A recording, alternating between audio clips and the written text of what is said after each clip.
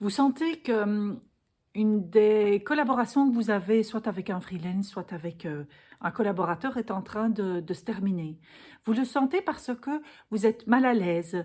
Il y a quelque chose qui ne va plus entre ce collaborateur et vous au niveau du travail. Et que ça se ressent dans vos relations, ça se ressent dans la collaboration, ça se ressent dans les livrables.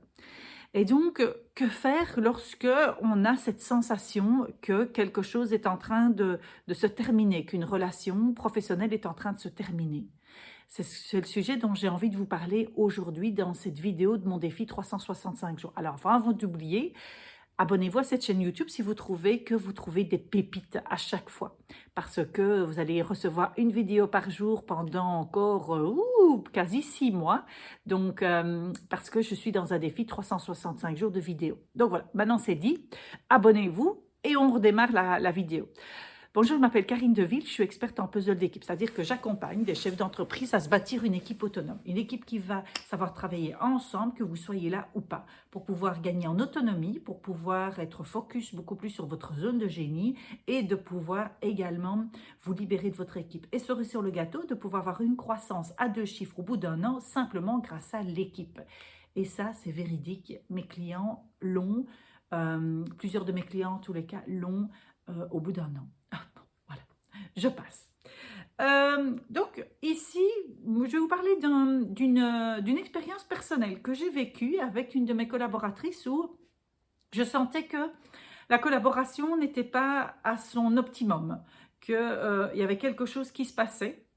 Et je vais vous expliquer par quoi je suis passée pour pouvoir prendre une décision, pour pouvoir revoir justement notre collaboration et de ne pas la laisser finalement se terminer en la laissant pourrir. Parce que c'est quand même ce que j'observe chez beaucoup de chefs d'entreprise, c'est qu'on laisse pourrir la situation parce qu'on ne sait pas finalement comment l'aborder.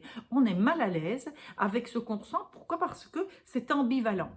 Quand une collaboration n'est plus optimum avec un collaborateur, qu'il soit freelance ou qu'il soit salarié, peu importe finalement, euh, on est partagé entre deux choses. C'est-à-dire qu'il y a des choses qui fonctionnent bien et puis il y a des choses qui ne fonctionnent plus.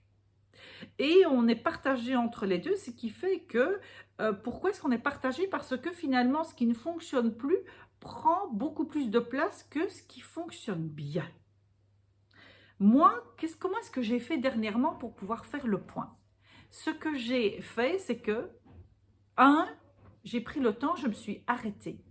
C'est-à-dire qu'au lieu d'y réfléchir comme ça sur un coup de vent, donc dans la voiture, ou de pouvoir le faire quand finalement je suis en train de faire d'autres choses, ou quand je suis plutôt en collaboration avec cette personne-là, etc., que je suis en interaction et que j'y pense à ce moment-là, je me suis d'abord posée et je me suis dit, ok, qu'est-ce qui est en train de se passer? Ça, c'est la première chose, se poser. La deuxième chose, c'est de pouvoir faire l'exercice, mais finalement, quel besoin est-ce que je voulais combler avec cette collaboration-là? Qu'est-ce que je voulais qu'on mette en place ensemble pour qu'il y ait un bénéfice pour moi et pour l'autre personne? C'est-à-dire que quand on engage, le but de premier, c'est un travail contre une rémunération. Et donc, cette rémunération doit couvrir au minimum l'investissement que je mets en cette personne. Et au fur et à mesure, c'est soit on arrive à égalité, soit alors on est au-dessus, c'est-à-dire que cette personne nous rapporte plus finalement que ce qu'elle nous coûte, que notre investissement. Ça, c'est la base de toute collaboration. Et donc, remettez-vous bien en tête ce principe-là. Pourquoi? Parce que ça remet de l'objectivité également. Et donc, j'ai fait la liste de des besoins que j'avais au début, de comment ils s'étaient transformés au fur et à mesure et des besoins que j'avais maintenant.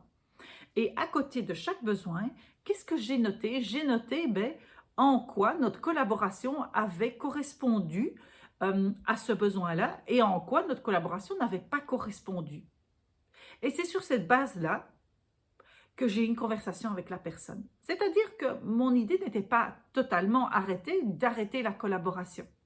Je lui ai fait part d'abord des besoins qui étaient comblés, des besoins qui n'étaient pas comblés. et de voir ensemble, déjà, sa réaction par rapport à ça, pour pouvoir voir, ok, mais qu'est-ce qu'elle en pense?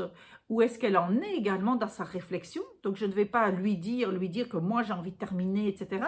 J'ai envie également de recevoir ce qu'elle est en train de me dire. Parce que peut-être qu'on n'a pas eu cette conversation avant, peut-être qu'on a loupé des occasions de pouvoir se parler plus sincèrement de ce que chacun ressentait, comment chacun voyait justement cette collaboration-là et l'apport qu'on avait l'un à l'autre. Ça, c'est la chose que j'ai faite. Et au fur et à mesure de la conversation, on est arrivé au fait que, ben oui, certaines choses étaient comblées et d'autres pas. Par contre, la décision me revient à moi de dire, ok, est-ce que j'ai envie de réessayer? Le mot envie est super important. Est-ce que j'ai envie de mettre encore mon énergie dedans? Ou est-ce que, pour moi, il est temps de faire justement, soit de faire une pause si c'est un freelance, soit alors de voir comment est-ce qu'on peut se séparer parce que il est temps de pouvoir reprendre chacun son chemin. Alors vous allez me dire, oui, mais c'est plus facile quand on est freelance que quand on est salarié. Ce n'est absolument pas vrai. Je travaille avec plein d'entrepreneurs qui ont que des freelances et pour eux, c'est la même problématique. Ils se disent, oui, mais enfin, si je lui dis ça, qu'est-ce que ça va avoir comme conséquence?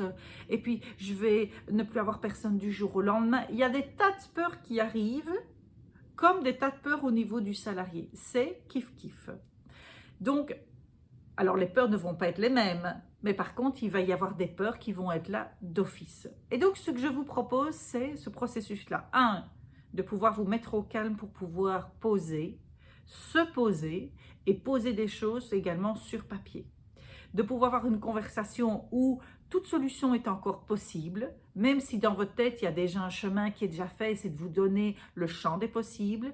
Et puis, de se dire, ok, mais qu'est-ce que j'attends de la conversation?